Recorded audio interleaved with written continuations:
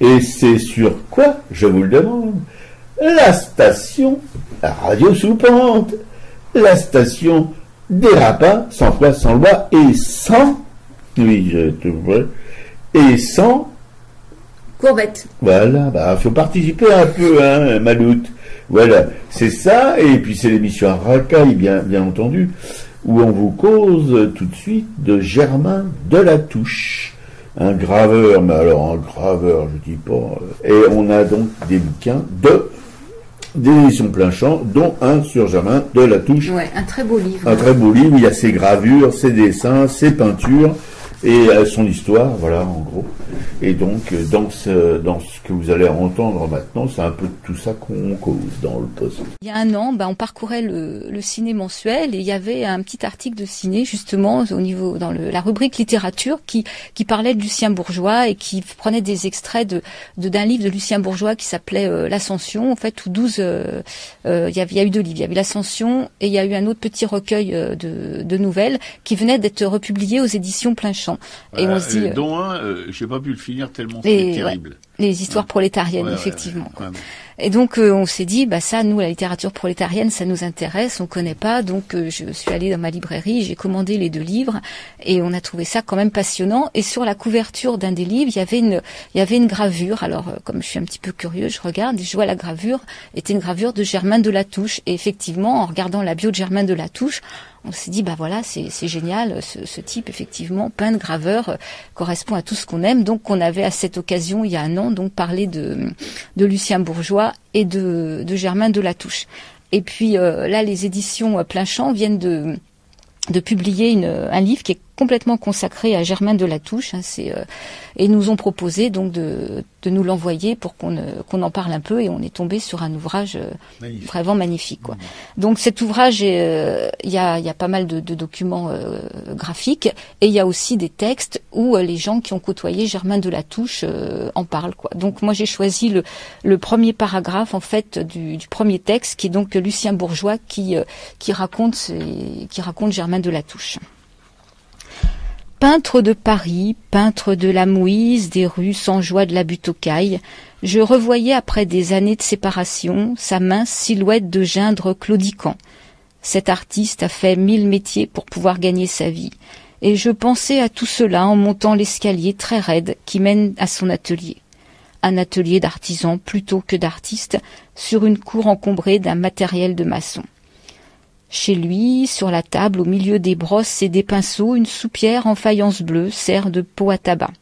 Fumeur enragé, Delatouche a toujours sa pipe à long tuyau, ou la cigarette collée à la lippe que fait sa lèvre inférieure. Cette lippe à la fois douloureuse et amère, sans méchanceté, donne au visage émacié avec le regard aigu la mesure du tempérament de l'homme. Ténacité, persévérance, mépris du facile et du conventionnel. Il peint ce qu'il voit avec une acerbe vérité. Je l'ai vu travailler dehors par des temps de gel et nous venir à la maison transi et violacé, l'estomac souvent vide, mais il avait couvert sa toile. Sa peinture résolument objective ne recherchera pas l'effet. La couleur, souvent neutre et monotone, ne saurait distraire par des jeux de lumière et d'ombre notre pensée d'un ensemble qui s'impose à force de conscience et d'exactitude. Par l'absence de procédés picturaux, chers aux jeunes écoles, elle est aujourd'hui révolutionnaire, et par son respect de la matière, elle est traditionnaliste. Ce révolutionnaire, matiné d'anarchiste, revient par amour du métier à l'esprit des vieux maîtres d'autrefois. Delatouche a quelque chose du chien hirsute et maigre des maisons d'habitation qu'il a choisi pour modèle pour ses tableaux. Il est fidèle. Il reste l'ouvrier consciencieux qu'il était quand il travaillait à la restauration de la cathédrale de Chartres. Oui, dans ce livre, il y a évidemment des reproductions de ses peintures, de ses estampes, etc. Et on doit quand même, d'une certaine manière, rendre hommage à cette petite maison d'édition provinciale qui fait un travail remarquable. C'est un livre typographié spécialement pour cette édition, sur un papier verger magnifique. C'est un brochet, mais un brochet avec vraiment de livre, un bel objet qu'on aime bien toucher, qu'on aime bien lisible en plus. C'est pas du 8, c'est un caractère lisible, comme le savaient savait utiliser les typographes d'avant, voilà, d'avant ceux d'aujourd'hui, qui apparemment ont des yeux que la plupart des gens n'ont pas, parce que on est presque obligé de lire avec des loupes. Pas mal d'ouvrages maintenant, alors qu'ils utilisent même du Cord 4 ou 5, je sais pas ce qu'ils font, pour des notes, etc., etc. Ils les utilisent que là, c'est un bel ouvrage, un beau livre qu'on touche avec plaisir, qu'on respire avec plaisir et qu'on lit avec plaisir. Merci les éditions Plein Champ. Ouais. Alors je peux préciser que les éditions Plein Champ, elles ont été créées en fait dans les années 70 à Paris, et puis après elles se sont installées en Charente quelques mois plus tard, et elles ont développé justement cette double activité d'être imprimerie au service des petits éditeurs et libraires, et puis ensuite est venue l'activité d'édition qui est consacrée presque uniquement en fait au rappel d'œuvres oubliées et dédaignées, que ce soit du XVIe siècle à nos jours, et que le site ils ont environ 300 livres qui sont publiés sur une quarantaine d'années, donc il y a un temps qui est pris justement pour avoir un travail de qualité, quoi. Alors leur premier choix était de publier des poètes, c'est pour ça qu'ils s'appellent Édition Plein Champ, et puis après ils ont été vers des oubliés, des méconnus de la littérature, soit l'histoire littéraire d'hier ou d'aujourd'hui, et qui a des domaines d'expression très divers, donc qui vont aussi de la littérature ouvrière à l'Oulipo, et puis ils passent par les facéties de l'Ancien Régime, ou la bohème du Second Empire, ou la période symboliste. Ils font des portraits d'excentriques, ils parlent beaucoup de gravure, et en fait ils restent fidèles dans leur travail à l'impression offset, quoi. Tout à fait, ouais. Même je pense de la typo, non? Parce que là, j'ai l'impression que cet ouvrage, il est typographié. Enfin bon, ils sont en tout cas dans la belle édition, pas l'édition de luxe, c'est pas une édition de bibliophile, mais d'amoureux de livres quand même, qui ont des moyens modestes, mais qui peuvent se les offrir. Bon, ça coûte 20 €, mais à mon avis, ça le vaut. Ah ouais, moi je trouve que c'est pas excessif par rapport à l'ouvrage qu'on a entre les mains, quoi. Non, tout à fait. Et puis vous verrez les reproductions d'estampes, les reproductions de peinture. Il y a des encres. Il y a une quarantaine d'images en couleur aussi. Il faut quand même, pour les peintures et de la touche, vous verrez, c'est assez intéressant, et ça colle bien, si vous voulez, au texte qui évoque le travail de Delatouche, comme celui dont vient vous parler Piquet-Court. Ouais, parce qu'effectivement, le livre serait pas suffisant si Germain Delatouche n'était pas à cette hauteur-là, quoi. Oui. C'est ça qui nous a complètement séduit. Oui, bien sûr, oui. Montmartre, on a vanté les charmes, on a chanté tous les plaisirs. Rue Saint-Vincent, nous baisse des larmes, on rit dans la rue des Martyrs. Moi, je connais dans le 13e un coin dont on parle moins souvent, mais ce petit coin-là, je l'aime et je le trouve très émouvant.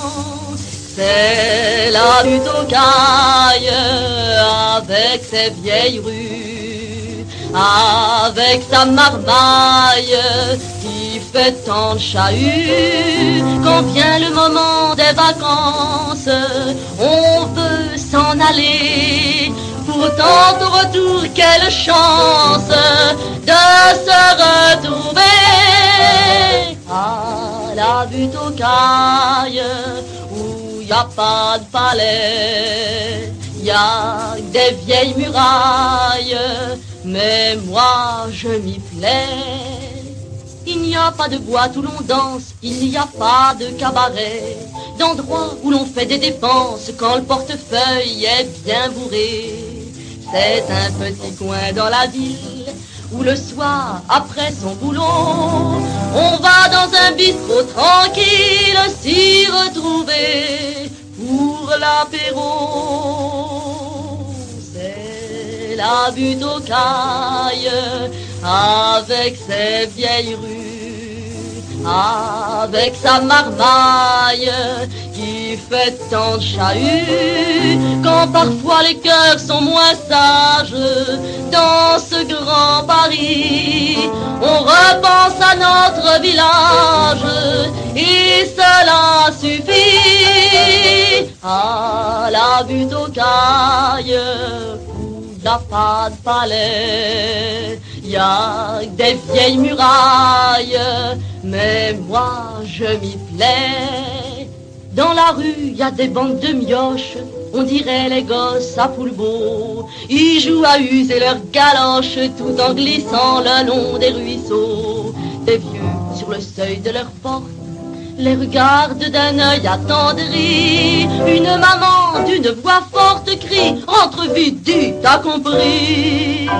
C'est la butte aux cailles avec ses vieilles rues, avec sa marmaille qui fait tant de chahut. Je ne vous en dis pas davantage, unissons nos cœurs et fidèles à notre village, chantons tous en chœur à la butte aux cailles où y a pas de palais, y a des vieilles murailles, mais moi je m'y plais.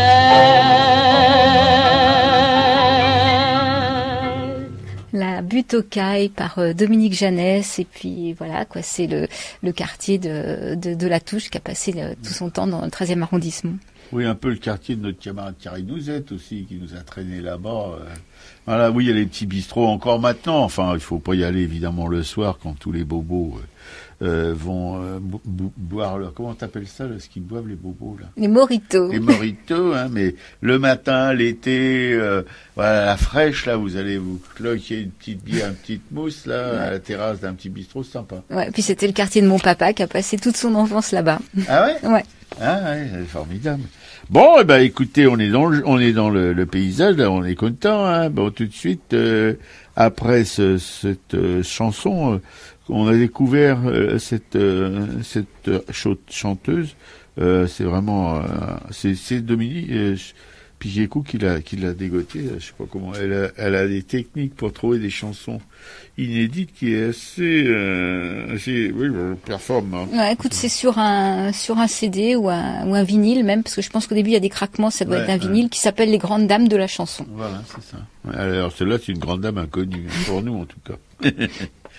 On va parler maintenant, je pense, on va continuer avec la biographie de. Alors là, il y a un travail, bon, bref, de la biographie évidemment, de notre artiste de La Touche. Ouais, on aime bien parler, raconter la vie un peu avant de raconter l'œuvre. Ouais. Alors, Germain de La Touche, il est né en 1898. Hein, il est né à Châtillon en Dunois, c'est dans l'Eure-et-Loire. Donc il est bosseron, quoi. Il était peintre, donc graveur sur bois, et il a été lié au mouvement libertaire, donc tout ça nous plaît beaucoup. Donc lui, il est fils de jardinier, et il commence à dessiner très jeune, vers 7-8 ans. En fait, il va reproduire des dessins d'illustrés. Il a eu un accident, il va rester 3 ans allongé parce qu'il a un accident à la jambe. Donc il est immobilisé, et pour garder sa jambe raide et éviter d'être tenté de gesticuler et de retarder la guérison, en fait son père fait des heures sup et va lui procurer des petits illustrés qui vont l'occuper. Après, quand il quitte l'école primaire, il a 13 ans. Son père souhaite en faire un cordonnier, mais lui, de La Touche, en fait, il veut déjà devenir peintre. Et il va tellement insister qu'il est mis à l'apprentissage dans l'atelier de Lorrain et à Chartres. Et là, pendant 4 ans, il s'initie au métier de peintre verrier. En 1915, suite à la guerre, donc l'atelier ferme ses portes. De La Touche doit vivre, donc là, il va s'astreindre à des tâches diverses et variées. Donc il sera d'abord peintre en bâtiment en septembre 2015, il va être aussi vendeur aux Nouvelles Galeries au Mans, il va être premier commis à la Ville des Ternes à Paris, parce qu'il est monté à Paris entre-temps en 1917. Il va aussi être comique excentrique, peintre de cartes postales, décorateur sur verre à l'atelier Quenneville.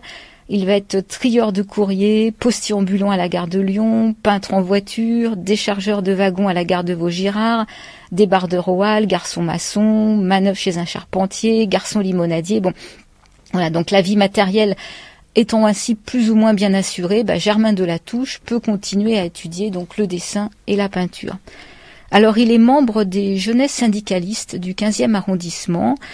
Et pendant la guerre, il était allé avec quelques compagnons au café-concert, et ça c'est une anecdote, au café-concert Excelsior, qui était près de la place d'Italie, parce qu'il voulait assister à un concert de Montéus. Et réclamait en fait à Montéus des chansons antimilitaristes, mais Montéus n'était plus du tout là-dedans. Donc lui, il voulait entendre les soldats du 17e, la grève des mères. Et en fait, ça s'est mal terminé. Enfin, ça s'est terminé au poste de police parce que même s'il n'en voulait pas personnellement à Montéus, il ne supportait pas que Montéus soit sur scène avec des habillés en bleu horizon, un bandeau sanguinolent autour de la tête et qui parlait effectivement des conneries patriotiques de l'époque, quoi. Ça, c'était insupportable pour Delatouche, quoi. Alors en mai 1919, il organise au café La Comète, c'est rue de Vaugirard. C'est la première exposition collective qui est faite depuis la guerre et qu'il intitule Résurrection du quartier latin. Et alors, ce qui est intéressant, c'est qu'en fait, là, il va lancer quelque chose qui perdure actuellement, c'est le fait d'aller exposer dans des bistrots. C'est lui qui a lancé ça. Après, donc, il va aussi, cette même année 1919, exposer au Salon des Jeunes. Et en 1920, il fait son premier envoi au Salon des Indépendants. L'année d'après, il rentre au cabaret Montmartre 3 qui s'appelle La Vache Enragée. C'est le cabinet de Gilles de Paquis, de Roger Tosini et de Maurice Allais. Et là, Germain Delatouche, jeune pâtre de la Vache, remplissait les verres, soutenait les chœurs, ordonnait les simèzes. Il cumulait avec ses fonctions de bistrot celles de metteur en page, de collaborateur et d'accrocheur de toiles d'amis. Et c'est dans ce cabaret, qui devint aussitôt effectivement le siège de la commune libre de Montmartre, qu'il fit montre de ses aptitudes à l'organisation d'expositions et qui va grouper ses premiers fidèles et qu'il fonde son premier groupe, dont l'un des principaux soutiens était ce journal La Vache Enragée. Donc les expositions de ce groupe vont perdurer quelques années jusqu'en 1927. Alors il y aura pas que La Vache Enragée, il y aura également l'Olympia, le Moulin de la Chanson, le Café du Parnasse. Et à cette époque-là, Germain Delatouche était Montmartrois. Il avait l'allure des bohèmes de la belle époque. Il avait les cheveux longs, il avait une lavalière, un chapeau à large bord. Il fumait une pipe avec un long tuyau. Il avait une grande cape et voilà. Il balançait le pan droit sur son épaule gauche comme un mousquetaire, quoi. À l'automne 1922. Delatouche se retrouve une fois de plus sans travail, donc là il a une existence limite d'une existence de clochard, jusqu'au moment où il trouve du travail à nouveau comme décorateur sur verre. Là il va faire plusieurs ateliers. En 1924, il entre au comité directeur du groupe Partisan, qui publie la revue du même nom, dont le financement devait être assuré par des cotisations mensuelles des adhérents du groupe. Et c'est à cette date, effectivement, qu'il commence à pratiquer la gravure sur bois, influencé par Jean Lebedef, art dans lequel, comme par sa peinture, écrit Maublanc. Donc Maublanc est aussi une des personnes un de ses mécènes qui a collaboré et qui a fait des textes qu'on peut retrouver dans le bouquin, là. Donc il a fixé le vénérable et sensible visage du vieux Paris, Montparnasse l'inspirait parfois et Montmartre. Mais c'est donc ce 13e arrondissement qui reproduit le plus souvent. Donc après, il va faire comme de nombreuses expositions particulières. Il organise des manifestations collectives d'artistes. En 1927, il est sociétaire du Salon d'automne et il obtient le grand prix de l'appui aux artistes pour l'ensemble de son œuvre. Pendant la guerre d'Espagne, on peut aussi remarquer que là, avec plusieurs autres artistes sympathisants, on peut citer Clodo, Vlamin, Clus, Louis Moreau. Il a organisé au début de l'été 37 une exposition d'œuvres d'art qui était offerte au profit des orphelins de la colonne libertaire. Donc Delatouche travaillait dans rue Croulebarbe, au 33 de la rue Croulebarbe, donc dans le 13e arrondissement. Son atelier était un petit atelier au fond d'une cour, occupé par un entrepôt de maçonnerie. C'était un endroit calme qu'il avait aménagé lui-même, donc de façon plutôt rustique. Et là, il recevait ses amis, il entreposait ses diverses collections parce qu'il aimait bien accumuler des objets. Il avait des chandeliers en cuivre, des cartes postales, des couvercles de boîtes de camembert. Et c'est là qu'en janvier 41, en fait, il a aussi accueilli 2 prisonniers évadés qu'il ne connaissait pas, mais qui avaient été envoyés par des copains. Et voilà, c'était suffisant pour Delatouche pour avoir confiance et les accueillir. Donc après la guerre, il continue la gravure sur bois, il donne de nombreux dessins à la presse libertaire. Il y a le Libertaire, Défense de l'homme, L'homme et la vie. Enfin, voilà, il travaille aussi à la revue littéraire qui est fondée par Henri Poulaille. Et son atelier de la rue Croulebarbe, en fait, malheureusement, va être démoli. On a il y a des promoteurs qui ont des projets d'y élever un gratte-ciel. Donc Delatouche est obligé de quitter son 13e arrondissement. Il va s'installer boulevard de Clichy dans le 18e. Mais le quartier lui plaît pas du tout. Il le trouve beaucoup trop bruyant. Donc il va partir. Il va partir en Loire-Atlantique. Là, il va se marier et puis il va habiter dans une grande maison et effectivement faire tous les métiers d'ouvrier pour retaper sa maison, hein, plombier, maçon, menuisier, voilà. Et sa compagne, elle, continue de travailler comme assistante sociale. Il est malheureusement atteint d'une maladie et quelques années après, il décède en octobre 1966. Alors, on peut retrouver plusieurs de ses toiles dans des musées français. Hein. On a comme le musée Carnavalet, il est aussi dans des musées étrangers, et voilà. En gros, et il figure, alors nous c'est important pour nous, dans le Métron des anarchistes, hein, qui est ce dictionnaire qui récapitule un peu tous les grands anards. Voilà. Bon, vous pouvez une fois de plus constater dans l'histoire qu'a évoqué Piquet Coup, l'engagement, voilà, qui nécessite, si vous voulez, parce que la peinture ou la gravure sur bois n'étaient pas vraiment des métiers qui permettaient de vivre décemment, accompagner tout ça avec des boulots divers et variés, et puis pas des boulots où on peut se les rouler, hein, c'est des boulots vraiment difficiles, durs. En plus, il était handicapé, il claudiquait. Voilà, c'est ce qui m'étonnera toujours et qui aussi d'une certaine manière m'éblouit. Vous avez entendu, m'éblouit, hein, faut le dire. Dans le parcours de ces artistes, voilà, ils sacrifiaient tout, si vous voulez. Leur vie, c'était un immense sacrifice pour pouvoir réaliser leurs rêves, quoi. Voilà, il y a rien de gratuit dans leur parce qu'ils sortaient pas d'un milieu bourgeois, c'est le moins qu'on puisse dire. Et ils s'étaient engagés dans une voie particulièrement, terriblement difficile, dure, physiquement, moralement. Les moments où on la saute, les moments où on se pèle, les moments où il y a rien devant, c'est le désert, rien à quoi s'accrocher. Et malgré ça, faire une œuvre pérenne, une œuvre qui compte, une œuvre qui, j'espère, restera un bon moment dans l'histoire de l'art, je dirais presque l'art pauvre, parce que c'est pas un art flamboyant, un art de musée. C'est un art un peu confidentiel qui parle des humbles, Alors il a pas dans ses peintures, il y a aucun personnage, c'est vraiment la rue. Et les personnages sont ces maisons, sont les rues, sont les arbres, voilà, c'est ça. Même dans ces estampes, c'est pareil. Il y a pratiquement pas de personnages. Enfin, il y en a pas en tout cas dans ces rues. Et il y a une similitude, si vous voulez, une ressemblance quand même, un cousinage entre ces peintures et ces estampes. Là, voilà, il y a la même souffle, on sent la même passion, et la rendre, si vous voulez, la rue telle qu'elle était, la plupart ont disparu d'ailleurs, voilà, c'est malheureusement, c'est l'impression que si vous voulez, les classes dominantes ne supportent pas les mémoires populaires, les mémoires, les lieux qui peuvent rappeler, si vous voulez, l'habitat populaire. Voilà, il y a eu la même chose dans la petite ville Beaubeau où j'habite, là, où il y a un maire gaulliste, la pompidolien, qui a complètement détruit tout ce qui pouvait rappeler, si vous voulez, c'était là, d'ailleurs le quartier où Cavana a vécu, la petite Italie à Nogent, là, qui était un quartier médiéval, qui était très très ancien.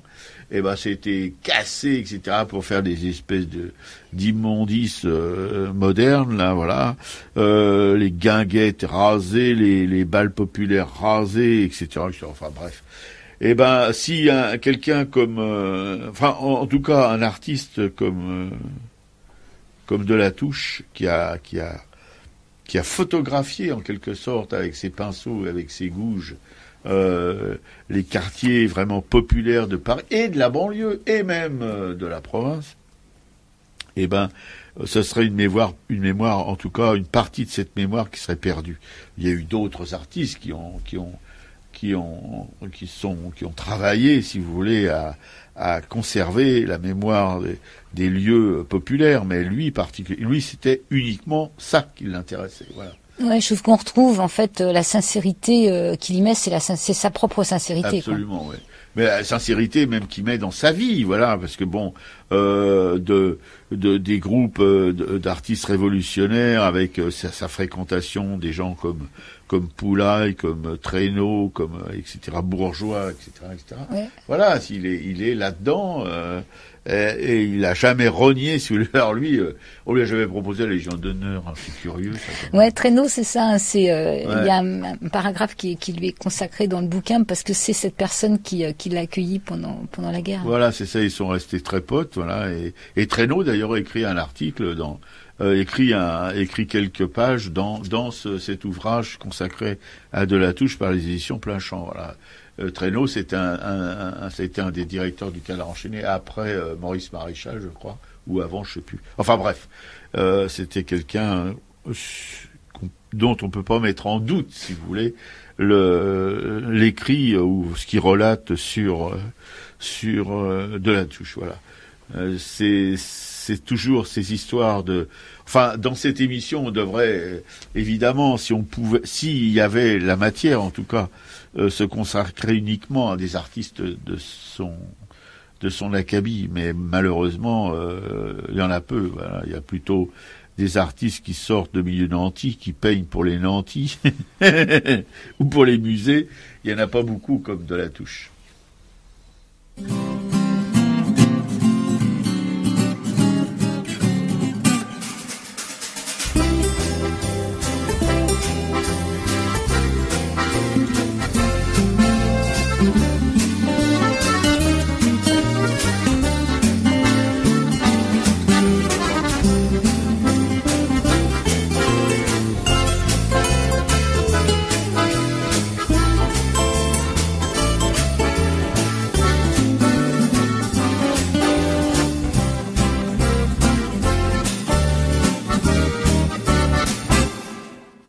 Les gars, apportez la dernière bouteille, qu'il nous reste du vin que je faisions dans le temps. Versez à grand flot la liqueur vermeille, pour fêter ensemble mes 80 ans. Du vin comme style-là, on n'en voit plus guère. Les vignes d'aujourd'hui donnent que du verjus. Approchez les gars, remplissez mon verre, j'ai comme dans l'idée que j'en boirai plus.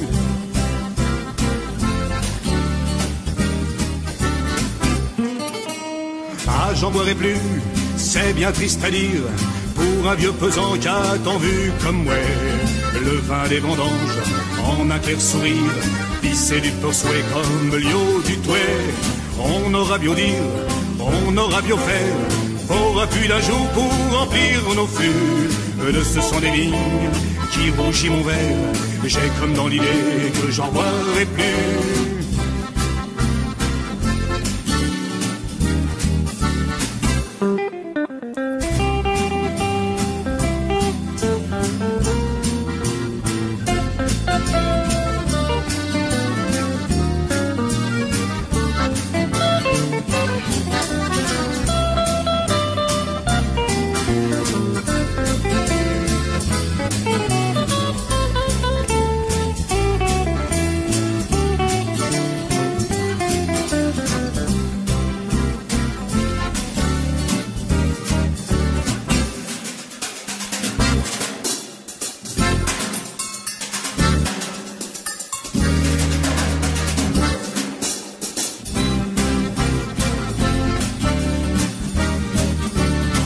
Pesant chez nous, tout le monde gueule misère. On va à la ville où l'on crève la faim. On vend pour rien le bien de son grand-père, et l'on brûle ses vignes qui ramènent plus de vin. À l'avenir le vin, le vrai jus de la treille, ça sera pour style accord à des écus.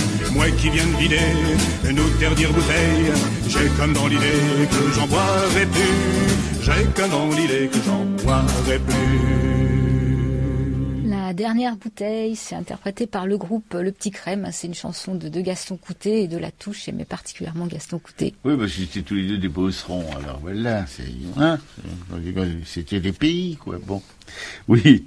Alors, entrer dans l'histoire, si vous voulez, d'un artiste comme de La Touche, non, vous m'arrêtez pas, s'il vous plaît, enfin un peu de...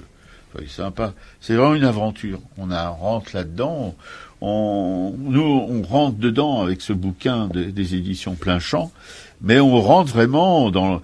Il y a eu des. Je me souviens quand j'étais enfant, j'avais vu un film où les acteurs rentraient dans le décor et ils étaient dans le décor du film, quoi. Les spectateurs rentraient dans l'écran et passaient de l'autre côté. Et ben nous, c'est un peu ce qui nous arrive avec ce livre. On vit une aventure, voilà, on vit une aventure en noir et blanc. Pour la plupart des images qu'il y a dans cet ouvrage sont des gravures sur bois debout. Hein, c'est complètement à peu près complètement perdu maintenant parce qu'il y a plus d'artisans qui fabriquent, si vous voulez, le matériel, le bois debout, quoi, qui est souvent taillé dans les bois durs, comme le buis, voilà, et qui on coupe pas les fibres dans le sens du fil, mais au contraire on les coupe. Si vous voulez, on coupe la fibre vraiment. Pensez debout, vous voyez un arbre, hein. Vous voyez un arbre. Bon, et ben quand on le coupe avec une tronçonneuse, eh ben, ça devient du bois debout. Mais quand on fait des planches, c'est plus du bois debout, vous voyez, parce qu'on grave pas sur le petit côté de la planche de 3 cm, hein, non. Voilà, puis enfin, les planches, elles sont faites dans des bois d'œuvre, du sapin, du pin, etc. Oui, il y a encore des parquets de chêne, hein, mais bon. Voilà, le bois debout, c'est la différence avec le bois de fil, si vous voulez, comme maintenant il y a des contreplaqués, on pourrait considérer que c'est du bois de fil, et ça se coupe pas de la même manière que le bois debout. Le bois debout permet de faire des gravures très très fortes. Bon, je passe, je sens que j'ennuie. Alors, et rentrer, si vous voulez, avec de La Touche, l'accompagner à travers ces estampes dans ce livre, c'est quand même, c'est comme si vous vous baladiez exactement derrière la scène, derrière le décor, voilà. On est là dedans, on vit Montmartre, on vit le Kremlin-Bicêtre, on vit voilà toutes le 16e. Ah, il a quand même travaillé dans le 16e, mais la rue Berton dans le 16e arrondissement. Et il y avait encore des taudis dans le 16e arrondissement, cela a pu exister maintenant. Voilà. Il a comme ça un vagabondage, si vous voulez, artistique, oui, dans les vieilles rues de Paris, de la banlieue, du Kremlin-Bicêtre, voilà. Il a pratiquement fait tous les arrondissements de Paris, même le 5e, le 5e, le 19e, le 20e, voilà, c'est Saint-Denis, pour en faire on pourrait dire presque des instantanés, hein. Mieux que des photos d'ailleurs, parce qu'il y a le côté unique de l'estampe, voilà. C'est pas clic-clac Kodak, hein, non, il faut quand même, parce que je pense pas qu'ils aient des photos, ils dessinaient dans la rue, ils dessinaient sur le motif, et après ils transcrivaient ça en gravure sur bois, voilà.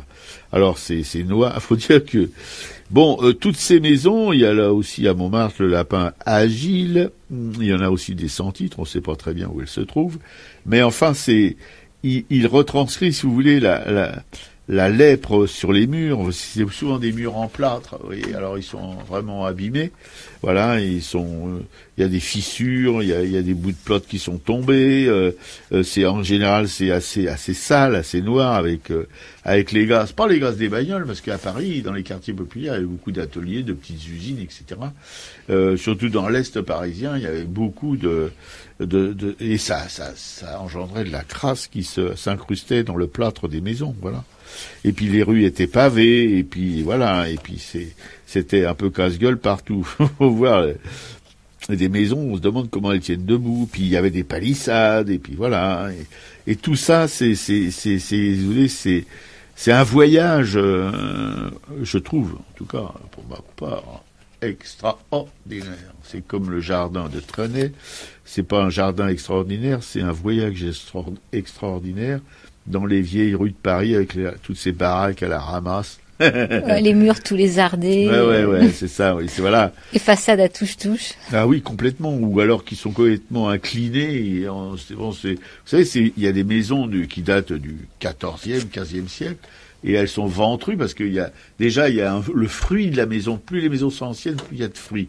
Le fruit, si vous voulez, elles ont une base large et elles vont en diminuant au fil des étages, voilà.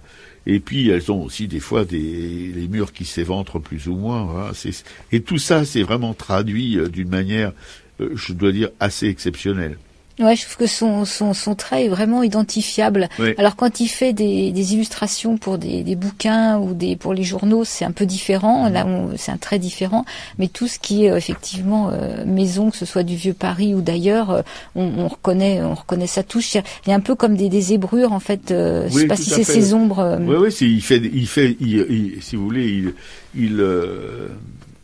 la matière la matière des murs, etc. C'est avec le burin. C'est une gouge parce que c'est une échoppe. Enfin, c'est en gravure sur bois. Il arrive à donner, si vous voulez, l'impression de matière, l'impression de salissure, l'impression, etc. Avec des traits parallèles, etc. Des grisés, on appelle ça comme ça. Qui sont, c'est assez, on sent qu'il a la main sûre, Pépère, hein. Il tremble pas, il a pas la main, il a, oui, une main de graveur, quoi. Voilà, c'est ça. Et puis oui, comme le rappelle ma camarade, il a illustré beaucoup d'ouvrages, dont Jules Vallès, on se dit, l'enfant, le bachelier, l'insurgé, en 3 volumes, voilà. 3 volumes, alors, 13 bois gravés pour l'enfant, vous voyez, 12 bois gravés pour le bachelier et 13 bois gravés pour l'insurgé. Alors l'insurgé, c'est avec des drapeaux noirs aux fenêtres, une barricade, un affût de canon, etc., etc. Vous voyez.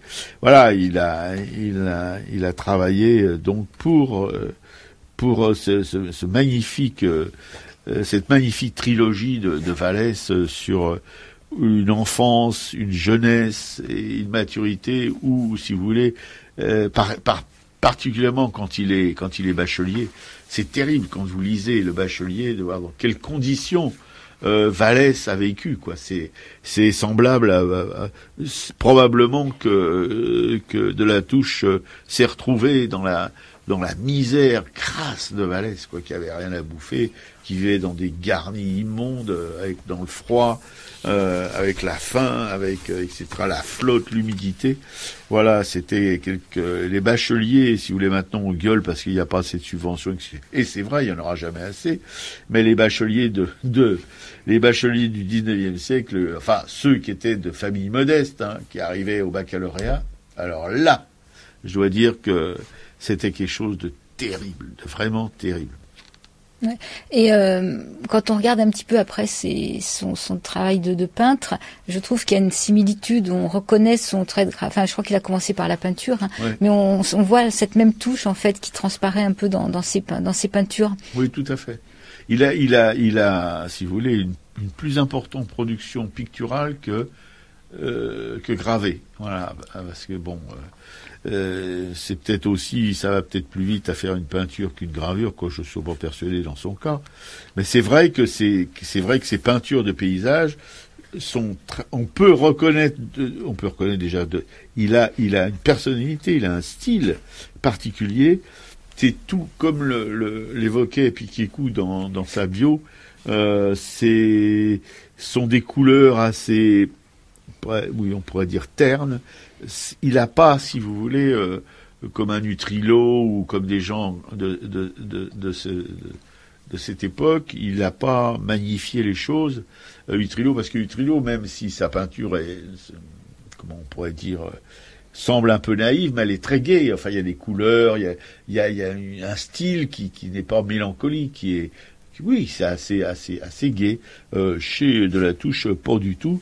Il a restitué, si vous voulez, l'atmosphère, l'ambiance, la pauvreté de ces bâtiments en utilisant des couleurs très rabattues, très voilà. Tout ça, c'est des gris, des bleus, des gris bleus, des gris rouges, enfin bon. Ouais, des ocres. De Voilà. temps en temps, il y a une petite façade un peu rouge qui peut se distinguer. Oui, une boutique ou quelque chose comme ça, voilà, mais d'une manière assez, comment dirais-je, continue. Il restitue, je crois, l'ambiance, vraiment l'atmosphère du vieux Paris qu'il a peint, quoi. Voilà. Et il a jamais essayé, si vous voulez, de l'arranger d'une manière quelconque. Il a essayé d'être fidèle à ce qu'il voyait, pas tromper les gens, parce que c'est pas une nature à tromper le monde, à être, si vous voulez, le plus sincère possible dans son travail. Et ça, c'est remarquable. Et je crois qu'on avait vu une ou deux de ses peintures, c'était au musée Carnavalet, quand il y a eu une exposition sur la commune, ou sur les peintres de la commune, ou je sais pas, non? Sur des guinguettes aux barricades, là. Ouais, c'est ça, voilà. Et je pense on a vu des peintures de Latouche dans ce musée pour l'occasion de cette exposition. Voilà. Il a aussi, donc il a illustré des livres, des couvertures de livres. Il a illustré aussi des affiches, des cartes de vœux. Mais alors il y a ses vœux, voilà, mes vœux. Alors ses vœux, c'est fait en gravure sur bois aussi. Alors il y a mes vœux en 1944, 47, 48, 49, 50, 46, 45. Il a fait des ex-libris, mais ça comme un peu tous les graveurs qui s'adonnent aux ex-libris. Mais lui c'est en bois, vous voyez. Voilà. Puis il a donc illustré. Il y a une gravure de l'hôtel du Tertre. Et puis en 1968, il a fait, alors là c'est un peu tristounet, il a fait la rue des Paradis, le cahier des images de Paris. Et ici, je vais vous lire le petit texte qu'il y avait en dessous de ces gravures. Il y a une tour immense, là, je sais pas la tour Montparnasse, 66. Il écrit, ici coulait la Bièvre, une rivière, il y avait un pont, rue Croulebarbe, des roseaux et des fleurs. Les poètes y menaient leurs belles amies. Les hommes d'abord empoisonnèrent ce miroir d'Île-de-France. Ils abolirent ensuite les maisons légères où les peintres vivaient joyeusement. Premier plan, on les voit. Et puis les autres pour y mettre ça. Alors on voit cette tour. Ah bah oui, ça doit Non, mais être... justement, c'est pas la tour Montparnasse, en fait, c'est simplement rue Croulebarbe, c'était là où il avait son atelier, et c'est le gratte-ciel qu'ils ont voulu construire à la place de son atelier. Ah oui, c'est la tour Albert, voilà. Cette composition, ce texte autour de l'atelier disparu de Latouche, remplacé par la tour Albert, ont été publiés 1 mois avant sa mort. Confrontation ultime de deux mondes, celui de ses jours les plus heureux et celui de la folie des promoteurs immobiliers. Oh, la folie, c'est pas de la folie. Hein. Ils sont pour fous, les promoteurs immobiliers. C'est pour le profit des promoteurs immobiliers. Voilà, et c'est un témoignage ultime, de son amour pour le vieux Paris, pour les quartiers où il avait vécu heureux, remplacés par des buildings, par des constructions en béton. Ouais. Alors moi, je voudrais ajouter par rapport à ce bouquin, il y a effectivement plusieurs personnes donc qui racontent de Latouche. Donc on a parlé de Lucien Bourgeois qui était ouvrier, photograveur, magasinier, qui avait été formé par Poulaille et tout, qui avait une ascension assez impressionnante. Mais il y a aussi René Girard qui raconte de Latouche. Alors lui était journaliste en Algérie, au Canard enchaîné. Il a été auteur de romans. Il y a Georges Turpin, qui est lui critique d'art, écrivain, romancier, qui a écrit de nombreuses chansons. Il y a Jean-Daniel Maublanc, c'est lui qui en écrit c'est l'extrait qui est le plus long dans ce livre. En fait, Maublanc était un industriel qui travaillait dans la production de charbon, et c'est lui qui était mécène en fait de Latouche, et qui a permis en fait à pas mal d'artistes de pouvoir vivre de leur art. Il était passionné, Maublanc était un passionné d'art, donc que ce soit en musique, en peinture ou en poésie, il a aidé des artistes, et il était également critique d'art et critique littéraire, quoi. Mmh. Il y a également donc Henri Poulaille qui raconte de Latouche. Poulaille, c'est pareil, il est d'origine ouvrière, et il a passé sa vie à défendre la littérature ouvrière. Et il y a Traîneau, dont on parlait tout à l'heure, qui travaille au Canard enchaîné, quoi. Voilà. Alors, si vous voulez, bon, on va pas vous faire une leçon de choses, vous demander ce que vous avez à retenir de tout ça, mais si ce qu'on est tenté, parce que dire des images, dire une œuvre, c'est pas en fastoche, hein, c'est mieux de pouvoir filmer, montrer, que vous puissiez voir vraiment les images.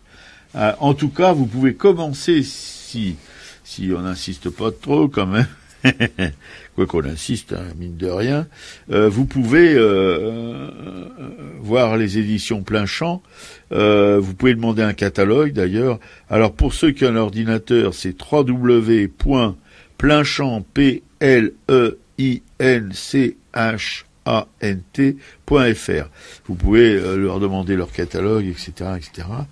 Et ce bouquin sur Germain Delatouche dont on vous parle, qui est l'objet de cette émission, encore à cause de lui qu'on fait cette émission, ça c'est en sous-titre, il y a Germain Delatouche, bois gravé, dessins, peintures, témoignages et documents. Alors c'est Plein Champ 2016, une huitième de 208 pages, 300 illustrations, dont 40 en couleur, sous couverture à rabat en 2 couleurs, l'un des 100 exemplaires sur Olin Régular d'Antalis. Voilà, c'est 21 €. Et si vous voulez, simplement avec ce bouquin, vous pouvez, je crois, avoir une idée assez juste sur cet artiste qu'on vous présente ce matin. Je répète qu'il y a un artiste, vous le verrez si vous achetez le bouquin, qui est un artiste, un ouvrier, voilà, qui est resté toute sa vie un ouvrier, comme Germain dont parlait Bourgeois dont parlait Dominique. Voilà, ce sont des gens sincères. Dans le milieu de l'art, c'est assez peu courant. Ouais. Alors moi, justement, de même qu'en lisant Bourgeois, on a des côtés Delatouche. En regardant ce bouquin de Delatouche, en fait, il y a une gravure sur la couverture qui est un portrait de Delatouche. Ouais. Et ce portrait a été fait par Jean Lebedef. Donc Jean Lebedef est celui qui a initié Delatouche à la gravure sur bois.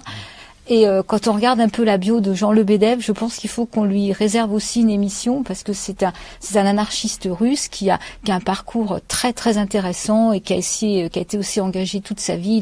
Il avait commencé comme il a fait de la navigation, il a protégé des révolutionnaires, il est arrivé à Paris. Il a même aidé aussi des juifs pendant la guerre. Enfin, il a un parcours d'anard assez impressionnant. Donc, la gravure de Lebedef est assez jolie. Enfin, elle est forte. Enfin, il y a des contrastes. On voit il y a Delatouche avec sa clope au bec, sa chemise à carreaux.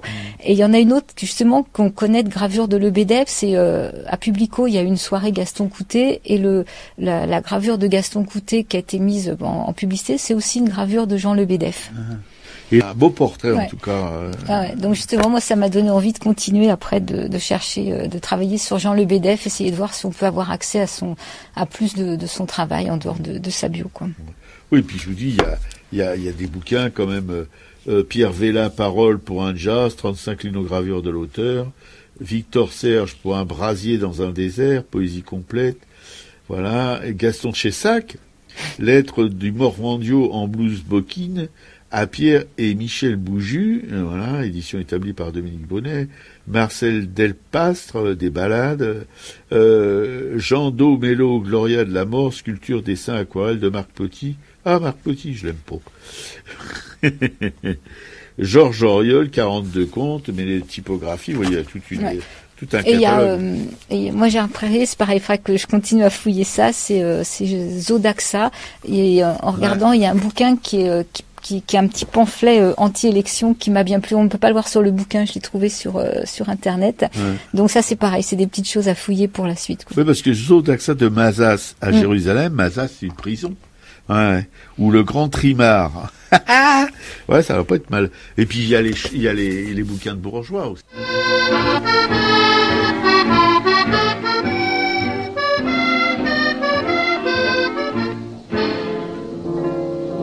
Le poète en guenille, les rôdeurs et les filles, des chansons d'Aristide Bruant, les héros populaires, des refrains d'avant-guerre, sont bien loin de nous maintenant. Tout cela disparaît dans la nuit, et l'on se demande aujourd'hui que sont devenues les fortifications et les petits bistrots des barrières. C'était le décor de toutes les chansons, des jolies chansons de naguère. Où sont donc Julot, Nini, Casque d'Or et Petit Louis le costaud, si célèbres alors? Que sont devenues les fortifications et tous les héros des chansons? Des maisons de 6 étages, ascenseurs et chauffage, ont recouvert les anciens talus. Le petit Louis réaliste est devenu goragiste et Bruant a maintenant sa rue. Julot sera de l'Institut bientôt et Nini possède un château. Il n'y a plus de fortifications ni de petits bistrots de barrières. Adieu décor de toutes les chansons, des jolies chansons de naguère. Mais d'autres reviendront, héros différents, puis disparaîtront, à chacun son temps. Il n'y a plus de fortifications, mais il y aura toujours des chansons.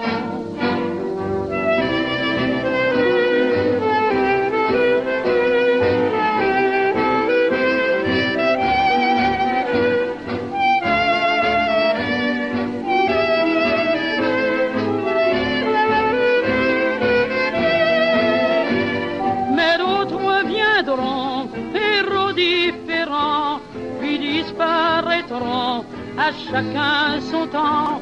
Il n'y a plus de fortifications, mais il y aura toujours des chansons.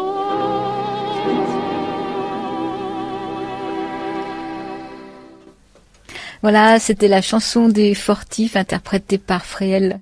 À de sous-pente, la station des rapins, sans foi, sans loi, et sans courbette. Très important la courbette, qu'elle soit absente de cette station.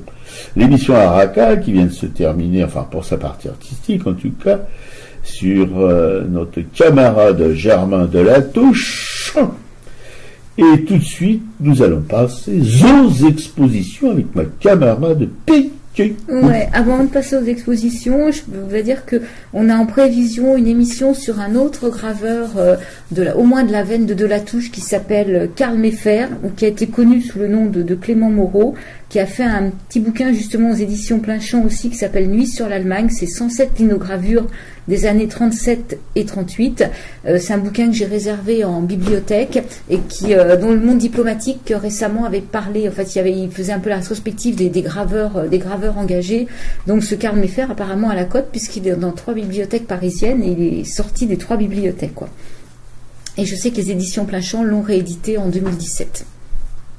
Ben alors. Voilà, donc affaire à suivre. Donc dès qu'on a le bouquin, en fait, on fait une émission sur ce Karl Meffer. Alors les expositions, on tourne un peu dans nos expositions, dans les redites. On peut rappeler Ferdinand Gueldry à Nogent-sur-Marne, un petit musée qui vaut le détour. C'est un bol d'air. Ferdinand Gueldry, c'est peintre du soleil et de l'eau et de la lumière, le peintre de l'eau et de la lumière. Un petit musée dans lequel vous serez tranquille à regarder ses toiles, à profiter un peu de canotage. Oui, entre naturalisme et impressionnisme, il est entre les deux. On peut pas dire que c'est un pur naturaliste, on peut pas dire que c'est un pur impressionniste. Il est entre les deux. Voilà. Autre exposition, donc c'est Gustave Moreau, vers le songe et vers l'abstrait, donc au musée Gustave Moreau à Paris, rue de la Rochefoucauld. Les contes cruels de Paul Arrigo à l'Orangerie des Tuileries. Au musée Bourdelle, transmission, transgression, comment les élèves, tout le travail de Bourdelle, son rapport au maître, lui praticien de Rodin, élève de Falguière, voisin de Dalou, qu'est-ce qu'il a transmis? Donc il y a dans ses élèves les plus connus, on retrouve Germaine Richier et Giacometti. Donc voilà, à écouter sur nos blogs toutes ces émissions, ou alors aller voir à se déplacer dans Paris.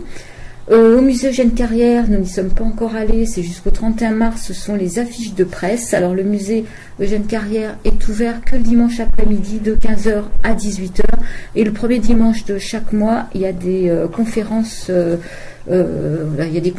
gratuites, je crois. Oui, c'est-à-dire que vous déambulez, c'est ça, hein, on déambule dans l'expo avec une conférencière qui commente les œuvres, voilà, leur histoire. Bon. Ouais. Voilà, après, Robert, le film, le culturel, un film d'Arte, t'en parles un petit peu? Prise au piège, de Elmar Fischer. Oui, c'est un polar, hein, mais ça se passe en Allemagne, voilà, mais qui est un peu glaçant d'une certaine manière, puisque on rentre dans un univers contemporain, flippant donc, où on voit la police allemande, mais la police, on peut dire, ce qui serait les renseignements généraux aussi, ou je sais pas, les services secrets, je sais pas trop comment on peut comment ça s'appelle? Le BKA. Le BKA, voilà. Alors, renseignez-vous sur ce qui est le BKA, hein. Oui, je suis pas très pointu là-dessus. Voilà, mais une manœuvre, on voit le BKA avec un vieux policier alcoolique, sympathique, et un jeune, dents longues, qui revient d'un stage de quelques années aux États-Unis, au State, où il a appris les bonnes manières des Américains concernant le suivi des gens, enfin bref, toutes ces caméras, tous ces pièges que la police peut installer dans les logements, sur vos téléphones, etc., etc. Ouais, ça c'est glaçant, effectivement. C'est glaçant, oui, parce que ça doit être comme ça dans la réalité, à mon avis. Ils n'ont pas fait ce film-là simplement pour nous conter une histoire d'espionnage ou de police. Et voilà, et donc ça conduit une jeune fille qui avait un pote qui était un arabe, il faut dire les mots comme ils sont, et on comprend à la fin qu'elle s'est convertie à l'islam, et qui va être enlevée par ce BKA, mais à l'initiative de ce jeune policier aux dents longues, sans en référer à son supérieur, ce vieux flic alcoolo, bien sympathique. Bref, on a une vision contemporaine de tous les traquenards de la police d'aujourd'hui, enfin des services secrets plutôt, voilà, et qui sont des choses apprises chez le grand frère américain, et qui ressemblent étrangement aussi aux manœuvres policières de l'État d'Israël, voyez-vous. C'est pas que je fasse une fixette sur cet État-là, mais il est emblématique de ce qui nous attend demain, ici, en France. On a déjà eu quelques exemples samedi, là, avec ce qui s'est passé avec les jeunes gens qui manifestaient. Voilà. C'est tout ce que je voulais dire là-dessus. Ouais, non, c'est un film, c'est intéressant, justement, parce que de voir comment tout se manœuvre, parce qu'on est en pleine lutte contre le terrorisme, qui semble justifier effectivement que les libertés individuelles sont complètement bafouées, quoi. Complètement, oui. Il n'y a plus de liberté individuelle, il ne faut pas se faire d'illusions. Hein. Si on est tous plus ou moins surveillés, soupçonnés, on est tous du gibier de prison en instance de départ, faire la prison évidemment. Voilà, c'est très très...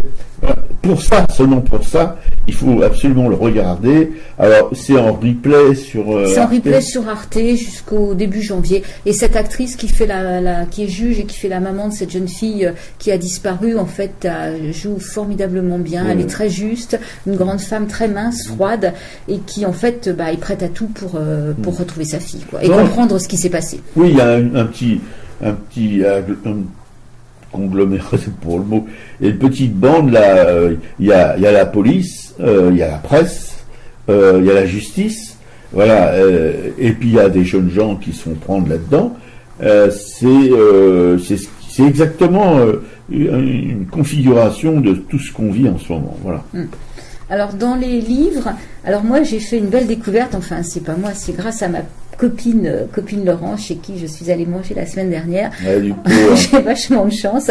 Et comme Laurence est bouquiniste, elle a une culture incroyable, elle connaît tout. Je vais parler de Panaïtis Rati et de là on en est venu elle me parle d'un auteur tchèque qui s'appelle Karel Čapek et elle me parle d'un livre qui s'appelle L'année du jardinier, en faisant toi qui as un jardin et qui adore ça, faut que tu lises ça. Donc elle me l'a gentiment offert la semaine dernière. Et j'en ai lu la moitié, ça fait à peu près 130-140 pages. Et c'est un bouquin... la moitié ou tout le bouquin? Le bouquin fait 140 pages, donc moi j'en ai lu la moitié. Et en fait, mois par mois, Karel Čapek parle du jardinier, comment il vit son jardin. Mais il y a une sensibilité, il y a un humour... très fort, donc on sourit parce qu'on retrouve forcément des scènes qu'on a vécues quand on se promène dans son jardin, et il parle de la terre, il parle des bourgeons, il parle des fleurs, il y a énormément d'amour, et ça ne donne qu'une envie, c'est de se remettre au jardin, ou soi-même d'écrire un peu l'histoire de son propre jardin. Et en plus il y a des illustrations, c'est son frère qui a croqué le jardinier au fil des mois, donc il est dans des positions incroyables, parce que en fait ce qu'il dit quand même, c'est que à part le moment le soir où le jardinier est à l'arrosage, en fait il mesure rarement plus d'1 mètre de hauteur, parce qu'il est toujours courbé dans sa terre en train de farfouiller partout, et que si quelqu'un vient le voir et il a toujours une fleur à lui montrer, il a toujours des herbes des mauvaises herbes à arracher, des petites choses à faire. Enfin, c'est vraiment l'amour du jardinier et l'amour du jardin et l'amour de la terre. Et il me rappelle quelqu'un qui est à côté de moi, qui est en train de blablater en ce moment, qui fait des théories sur son jardin. Je vous dis, elle a un arpon qui fait je sais pas combien de mètres carrés, enfin c'est ridicule, mais bon, elle en fait des tonnes, hein, surtout quand c'est la récolte des limaces par exemple, mais aussi elle a planté des petites fleurs. Moi j'y connais absolument rien et je déteste les fleurs en plus, mais la manière dont elle en parle, c'est vraiment craquant. Voilà, on a envie d'aimer les fleurs, mais bon, moi j'aime les fleurs quand elle me parle des fleurs, autrement bon, pas vraiment convaincu. Ouais. Mais c'est ça, j'ai l'impression que les jardiniers, les vrais jardiniers en tout cas, pas les rigolos qui se prennent pour des jardiniers, mais les vrais jardiniers, ils aiment et ils savent parler du jardin. Ah ouais, là il y a cet amour, effectivement. Merci Laurence, parce que c'était vraiment le livre qui me parle complètement, quoi. Et d'ailleurs je suis triste, je suis déjà au mois d'avril et je me dis que ça va passer trop vite la lecture de ci, mais je pense qu'il faut le lire et le relire, parce qu'il y a tellement de sensibilité, tellement de petites phrases à garder en mémoire, donc c'est une très très belle découverte. Donc c'est Karel Čapek, et Karel Čapek est connu parce qu'il a écrit un autre livre qui s'appelle Rour, et c'est un livre sur les robots, c'est celui qui a inventé le mot robot, en fait. Ah. Parce que ça vient d'un mot tchèque qui ressemble un petit peu et qui veut dire travail, esclavage, je crois. Et donc robot vient de ce mot tchèque qui ressemble dans sa sonorité à ça. Bon, si je peux me permettre, Laurent, je te remercie aussi d'avoir offert ce petit livre à ma camarade, parce que comme ça va peut-être la calmer un peu. Je vais peut-être te le prêter, on verra. Oui, peut-être, comme ça j'aurai l'air moins con quand elle me parlera de ses fleurs. Voilà. Bien, l'année jardinier. Ouais. Alors, c'est l'émission Radio Soupente, je sais pas si vous avez... l'émission à Racaille sur Radio Soupente, pardon, qui est la station des Rapins sans foi, sans bruit, sans courbette, qui émet depuis un garni, dont l'adresse est secrète, et diffuse sur Internet à racaille.fr. Voilà, vous ne cassez pas trop le tronc pour chercher des W, des machins, vous tapez à Racaille, et puis vous tombez forcément sur le blog. Et dans la foulée, nous remercions chaleureusement des auditeurs immémoriaux, Claude et André de La Nation, Karine Housset, une artiste éminente et copine de ma camarade Pichekou, souvent des petites bouffes ensemble de temps en temps, elle rigole bien. Bon, merci de m'inviter, je suis content. Marie-Christine Beillet, une graveuse parce que Karine Housset, elle habite la grande banlieue. C'est vraiment la grande banlieue. Moyenne banlieue, je dirais. Combien de temps en métro? Non, de la gare Saint-Lazare, c'est 4 stations, c'est 20 minutes, c'est rapide. Ouais. D'accord, je croyais que c'était plus que ça. Bon, il faut déjà aller à la gare Saint-Lazare, c'est pas tout près de la gare Saint-Lazare. Marie-Christine Beillet, une autre artiste, une graveuse, qui est une graveuse sévenole, qui est dans le Gard. Christiane, une femme de ménage émérite, qu'on aime beaucoup. On est allé avec ma camarade et d'autres camarades la dernière fois qu'on s'est vu, c'est au cimetière du Père-Lachaise, pour une commémo au mur des fusillés, voilà. Claude, alors mais une femme de ménage émérite, qui travaille dans un local qui se trouve rue Amelot, un local qui vend des livres, et c'est là qu'elle fait le ménage, c'est là qu'elle exerce ses talents de dépoussiéreuse, de balayeuse, etc., etc. Et ça reluit, mais ça reluit. Et Christiane. C'est Christiane dont je parlais. Claude et William, nos auditeurs chéris bretons. Voilà. Jean-Paul Souvraz, le peintre, notre peintre presque préféré, quasiment, parce qu'on parle que de lui dans les remerciements, qui habite à Coudekerque-Branche, près de Dunkerque, dans Schnoor. Claudine, la copine de ma camarade Piquet-Cou, qui est une amatrice d'art aussi, mais assez performante, qui est une bibliothèque, paraît-il, c'est pas celle d'Alexandrie, mais presque, consacrée uniquement à l'art, voilà, ça me rend tout à fait jalouse, et qui de temps en temps refile des tuyaux à ma camarade pour nos émissions. Merci, Claudine. Annick, une militante, assez véhémente, qui nous a fait dans le temps des gâteaux succulents, comme qu'on peut être militant et puis humain aussi, Bon. Et notre stalinien préféré, Jean-Claude, Jean Peduzzi du Val d'Oise, qui nous a envoyé encore des infos, là. Merci, camarade Jean, on t'aime. Agnès Dubar, une graveuse émérite aussi, qu'on adore, dont on adore surtout le travail, et qui s'est foutu en relégation, en exil, enfin, en Ariège, c'est tout près. On se demande ce qui leur prend à tous ces gens-là. Bon, moi j'ai eu ma période aussi, retour à la campagne, j'y suis resté 25 ans. Enfin, c'était un peu plus animé que l'Ariège ou que Rochefort-sur-Mer, je pense. Enfin, peut-être pas Rochefort.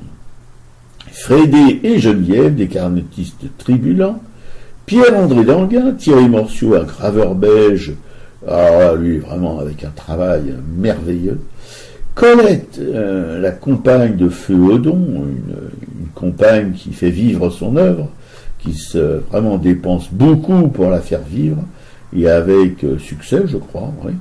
Et Jacqueline Imbert, la veuve aussi de...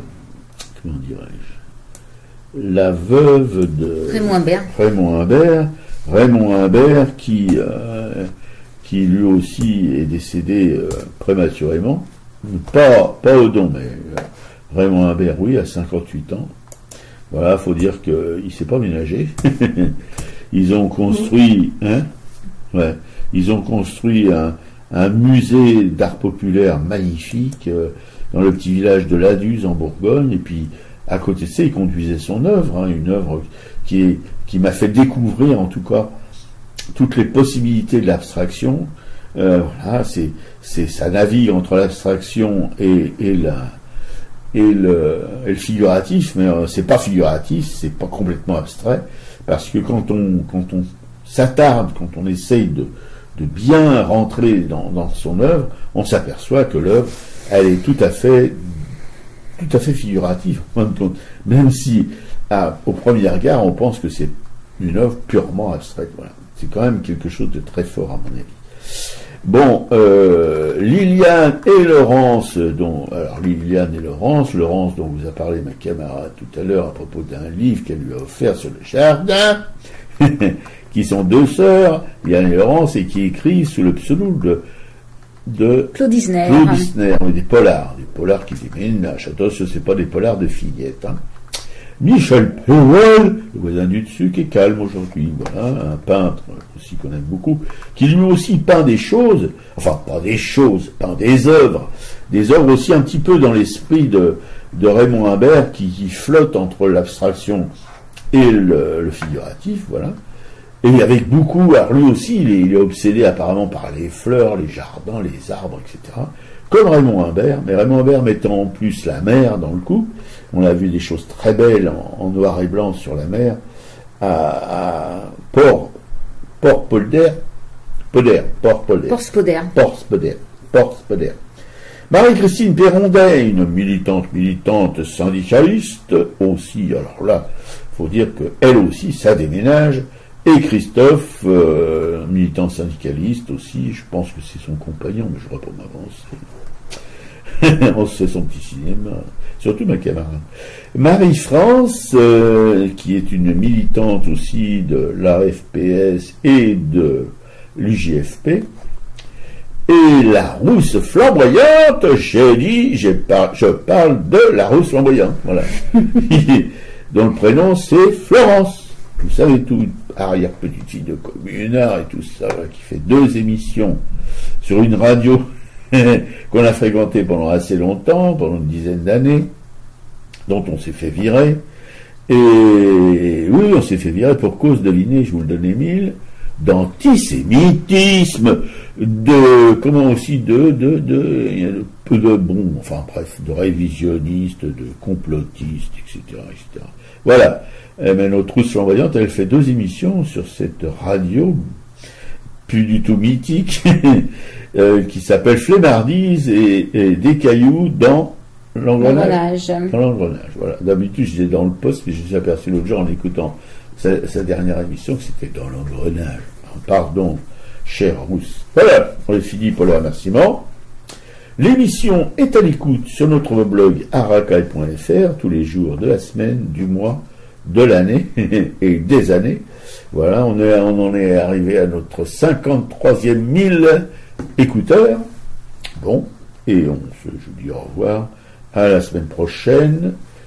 Peut-être qu'on va faire une petite interruption pour Noël et jour de l'an, parce que ma camarade a une famille pléthorique, et donc... il y aura un peu de monde chez moi, ça va être difficile. Ouais, ça va être très sympa, mais difficile de s'absenter.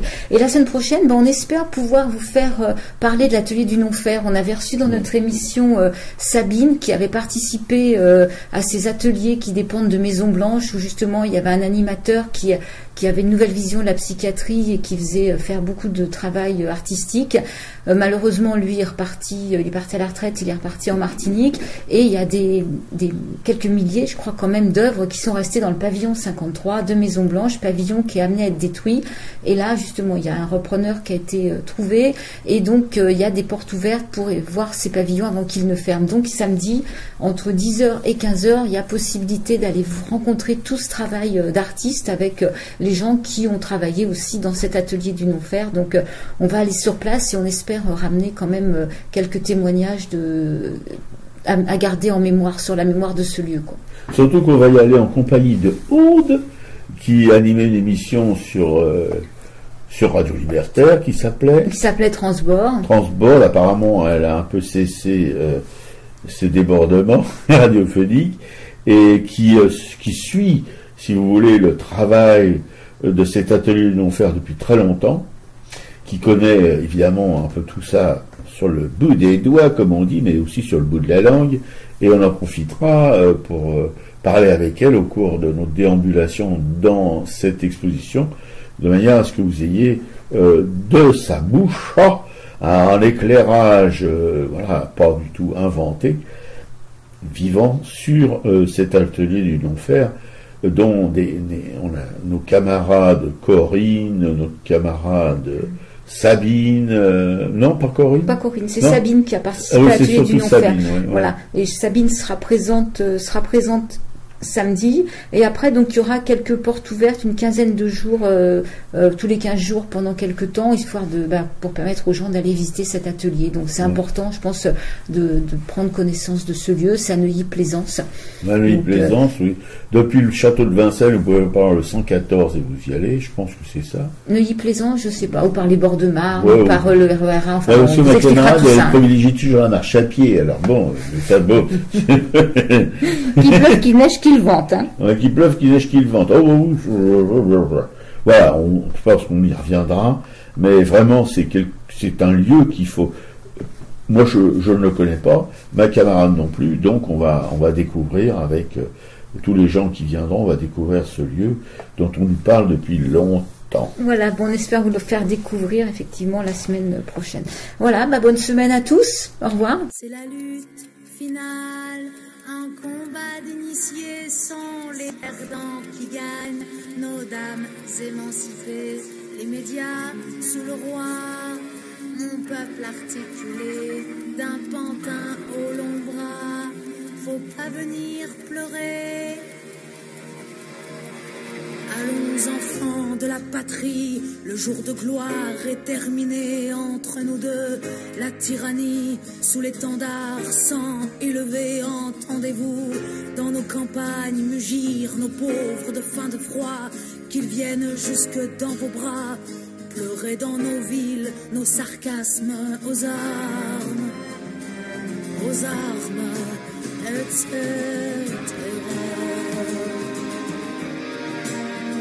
Que veut cette horde militaire de traîtres et de rois conjurés quand ils nous traînent, quand ils nous traitent de cons, de braves, de pauvres Français quoi?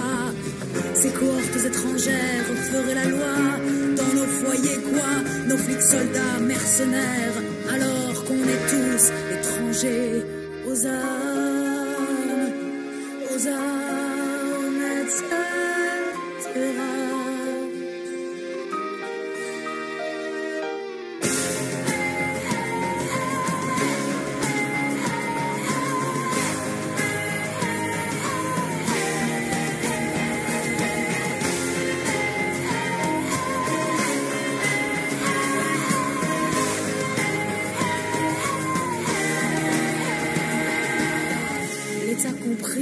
Et la loi triche, l'impôt se rit des malheureux, nul devoir ne s'impose aux riches, le droit du pauvre est un mot creux, des preuves qui se ramassent à l'appel, l'égalité n'existe pas de droit sans devoir, dit-elle, égaux à la naissance parfois, liberté libre, bête et chérie, ce qu'on la thune n'ont que l'odeur, amour sacré de la patrie, et la fraternité se meurt.